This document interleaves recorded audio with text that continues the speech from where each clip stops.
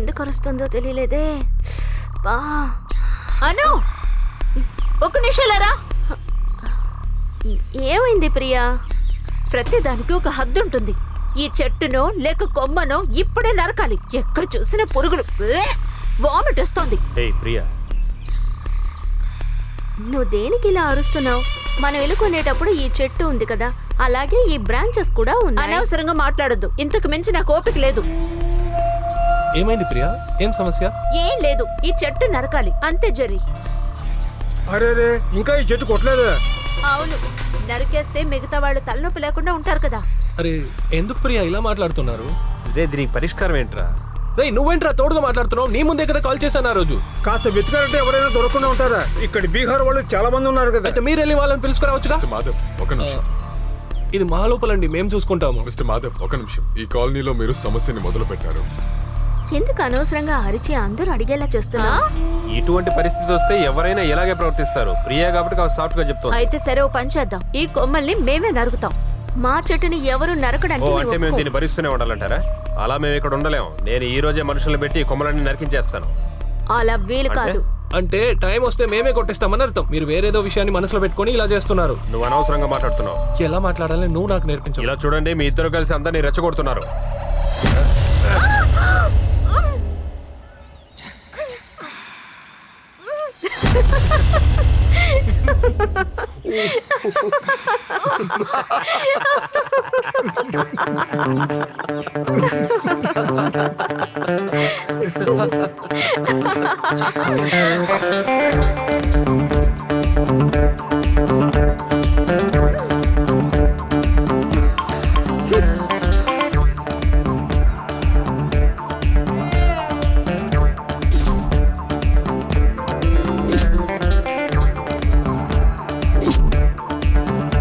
ఏం కావాలి?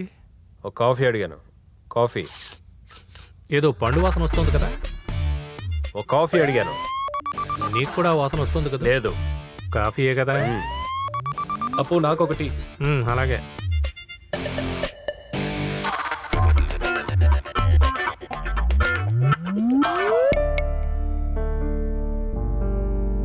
రేయ్ ఇదిగో. నేను అడిగింది కాఫీ అప్పు. టీ అడిగింది నేను.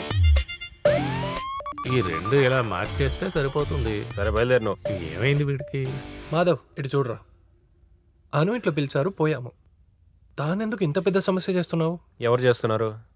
అవన్నీ మీ వ్యక్తిగత సమస్యలు. వాటికి మాకు ఎటువంటి సమస్య లేదు. రే ప్రియా ఈ విషయాన్ని ఎమోషనల్ గా డీల్ చేసినందువల్లే రా ఈ సమస్యలంతా. అను డీల్ చేసిన విధానం చాలా ఇమ్మెచ్యూర్డ్ గా నాకు అనిపిస్తోంది. ఓహో, నాకు ఆర్గ్యూ చేయాలని లేదురా. నాకు కూడా దీని గురించి మాట్లాడడం ఇష్టం లేదు. ఆ పనస చట్నీ కొట్టేస్తాను, అప్పుడు సమస్య తీరుతుంది కదా. అదే రెండు కుటుంబాలకి మంచిది. అది కొట్టేసేది మంచిది కాదురా. ఆ చట్నీ కొట్టేయొద్దు, అది అక్కడే ఉండని అని చెప్పేదేరా మంచిది. ఎదుటి వాళ్ళకి నీతులు చెప్పడం చాలా ఈజీ జెర్రీ. ఆ సమస్య మనకు వచ్చినప్పుడే దాని గురించి తెలుస్తుంది. అయితే వదిలే. కేవలం ఒక ఆకు పడ్డందుకారా ఇంత సమస్య? దాన్ని కొట్టేస్తాను. సరే. రే మీ ఇద్దరిని జైసర్ పిలిచారా? త్వరగా రమ్మన్నారు. Okay bye. Sir good morning. ఈరోజు ఆ ఫ్యాబ్రిక్ మార్చి చదవాలి. బ్రూక్స్ మాల్ పక్కన పనసపండు ఉత్సవం జరుగుతోంది. మనకి స్పాన్సర్ చేసే వాళ్ళే దానికి స్పాన్సర్స్. ఈ రోజు నుండి 1 వీక్ పనసపండు ఉత్సవమే మన ఫ్యాబ్రిక్. వెళ్ళి స్టార్ట్ చేయండి. పనసపండ సార్, పనసపండు వద్దు సార్. మనము మామిడి పండు గురించి మాట్లాడదామా? మామిడి పండు కాకపోతే ఇంకే పండైనా కూడా పర్వాలేదు. పనస పండుగ బదులుగా మామిడి పండు. నేను నా స్పాన్సర్ చెప్పేటట్టే నడుచుకోవడం కుదరదు. పనస పండు, పండ్ల ఇత్తులు, ఇదంతా చాలా చీప్ అయిన కంటెంట్ సార్. నేను మిమ్మల్ని పనసపండు తినమని చెప్పలేదే, ప్రోగ్రామ్ మాత్రమే చేయమని. వెళ్ళండి. ఇదిగోండి, ఇందులో ఫుల్ డీటెయిల్స్ ఉన్నాయి. ప్లాన్ చేసుకోండి. వెళ్ళండి. షుగర్ కరెక్ట్గా ఉంది. ఏదో పండు వాసన వస్తుంది కదా. ఏంటి నీకు వాసన వచ్చిందా? ఇటు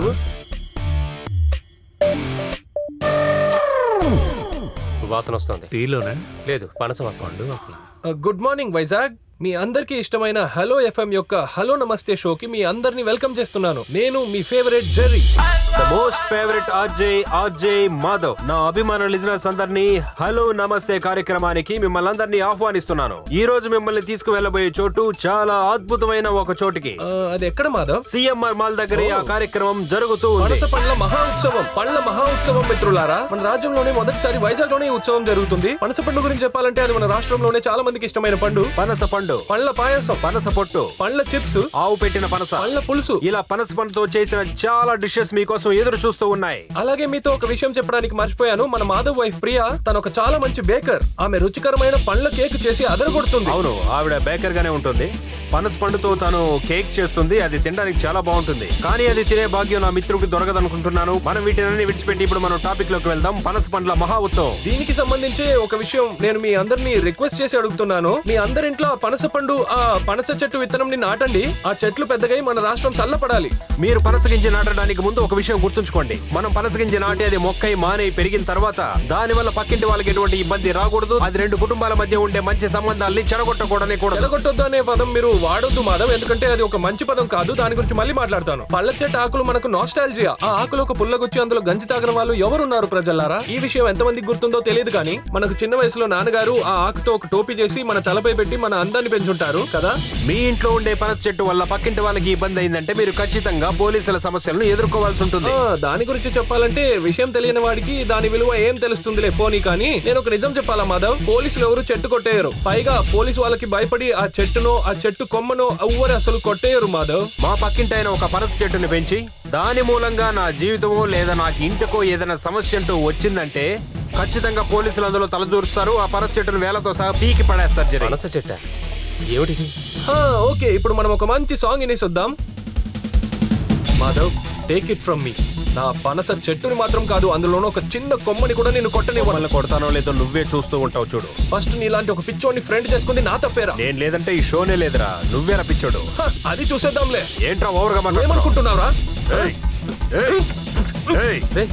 ఆ పనస చెట్టుని నేను ఎలాగైనా నరికి తీరుతాను. నేనివ్వనురా. వీలైతే చేసుకో. చెట్టు నరికేస్తాను. కొట్టేస్తావా? ఎందుకు? మాధవ్ ఇక్కడే ఉండండి.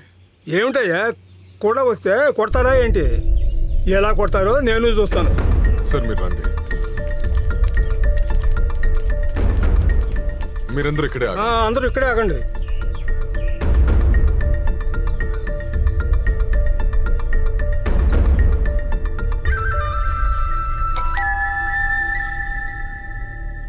మేము కమిటీతో మాట్లాడి ఇక్కడ వస్తున్నాం. రండి, కూర్చోండి.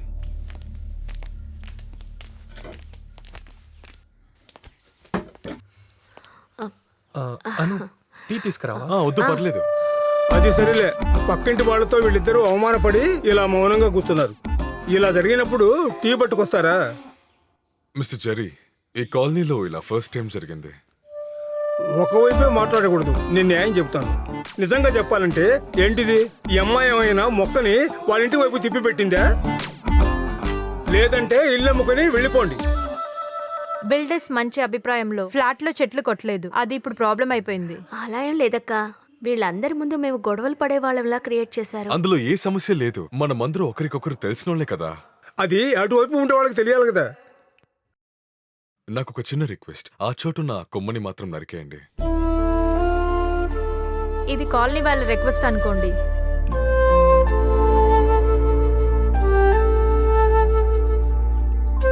సార్, నేను ఎవరికి భయపడి చేయలేదు. మీరు వచ్చి చెప్పినందుకు నేను కొట్టేస్తాను. కొమ్మ కాదు సార్, చెట్టే కొట్టేస్తాను.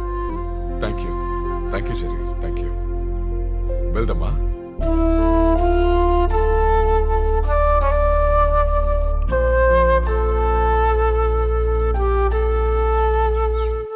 వాళ్ళు కచ్చిరానికి ఒప్పుకున్నారు.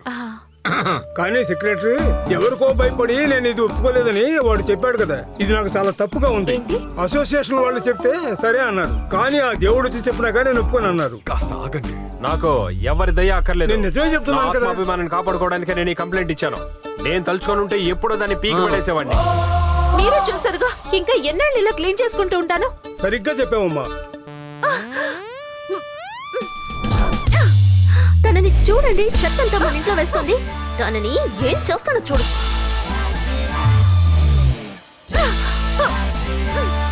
నువ్వు ఇట్రా. ఇటు చూడు సెక్రటరీ, నేను నీకు ఇచ్చిన మాటను తిరిగి తీసుకుంటున్నాను. ఏ కారణానికి నేను నా చెట్టును కొట్టను. ఎవడైనా కొట్టడానికి వస్తే వాని కాళ్ళు ఎరగొట్టేస్తాను. అసోసియేషన్ లో చెప్పాలన్న గౌరవానికి చెప్పాను రా. ఏం చేస్తాను నువ్వే చూస్తావు కదా. చేయొచ్చు, మీరు ఎలాగైనా చేయొచ్చు. కానీ సమస్య అయితే అసోసియేషన్ ఇన్వాల్వ్ అవుతుంది. ఓ ఇది అనవసరంగా ఇద్దరు పోట్లాడుకునే బదులు మాట్లాడకుండా ఇల్లు అమ్మేసి వెళ్ళిపోవడం మంచిది. ఇటు చూడు, నువ్వు అనవసరంగా వాగుతున్నావు. నోరు మూసుకో, ఇంటికి వెళ్ళిపో. ఓయా అంతా జరిగాక నా దగ్గరికే రండి. హలో జగన్మోహన్ సారా? అలాగనే అందరూ అంటున్నారు. రేయ్, మీ ఇద్దరి వల్ల ఆ స్పాన్సర్ చిరాకై కూర్చున్నారా తెలుసా? ఈ షో సకంలో ఆపేయాల్సి వచ్చింది. అయితే స్పాన్సర్కి వెళ్ళి చెప్పండి జరి హలో ఎఫ్ఎం వదిలేసి వెళ్ళిపోయాడని. రెసిగ్నేషన్ లెటర్ మెయిల్ పంపిస్తాను. రేపటి నుంచి ఆఫీస్కే రానయ్యా.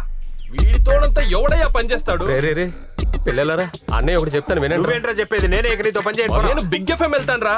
నేను బీబీసీ పోతాను రా. బీబీసీలో చేరి చించుతావు. నేను ఒంటరిగా షో చేసి చూపిస్తాను. చూపి ఒంటరిగా ఎంత పొగురుతో మాట్లాడుతున్నాడు చూసావా? మనం ఎవరని వీడికి చూపియాలి. ఏంటయ్యా చూస్తున్నారు? బయలుదేరండి. అనవసరంగా గొడవ పడుతున్నారు. లోపల రమ్మా.